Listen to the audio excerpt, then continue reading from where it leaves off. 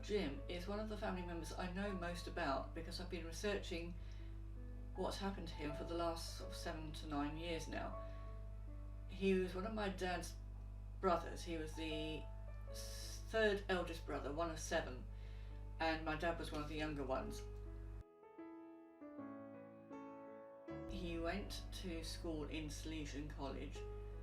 I got a call from someone who'd seen the work I've been doing on making sure my uncle and his sacrifice isn't forgotten, and he told me that my uncle had been a student at Sgt College, and that his name was called out every year in November at Remembrance Sunday time in the school, which was really quite poignant. And he was able to get me a trip around the old school building before it was pulled down, which was really quite poignant.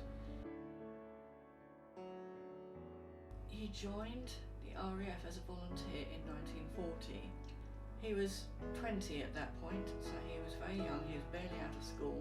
We believe that he might have been headhunted, and a lot of the people were, because they had math skills and were very good at sport and all the computational, navigational mathematics they would need.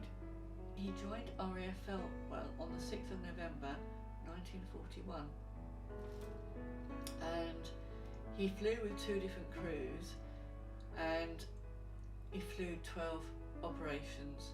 He originally started out in Fighter Command, and then he was then transferred to Bomber Command. And someone has found a detail for me in one of the records that he did actually crash a hurricane. Oops, there's not many people that can say that.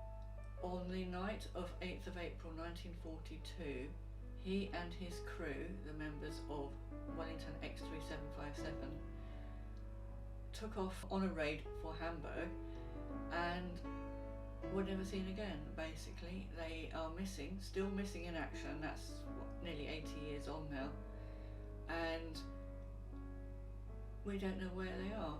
I've been searching for them for that long to find out exactly what happened to them. I was also able to trace the other families of the crew members.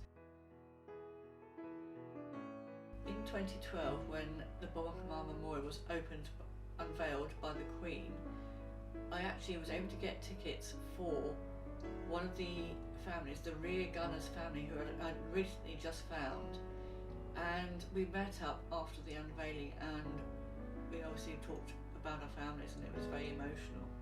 I feel like that was his funeral, you know, because we haven't got a body. We've never been able to have a funeral properly.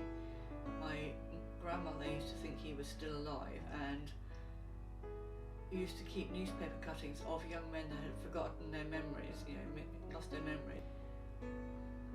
As I said in another video, you never know what you're going to find when you start on these family history and ancestry explorations.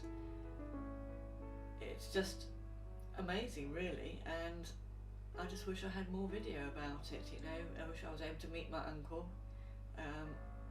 All the other uncles were great laugh. They were of Irish descent, so they had a great crack a lot of the time. They played music together, and it would have been lovely to meet him at the family parties that we had. It's such a shame, and our family miss him, really.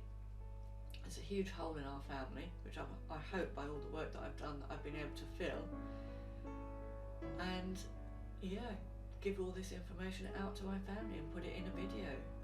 This is why video is so important. It helps you transfer all this knowledge to your families in a way that they can understand, if they're not as avidly into the details as you are.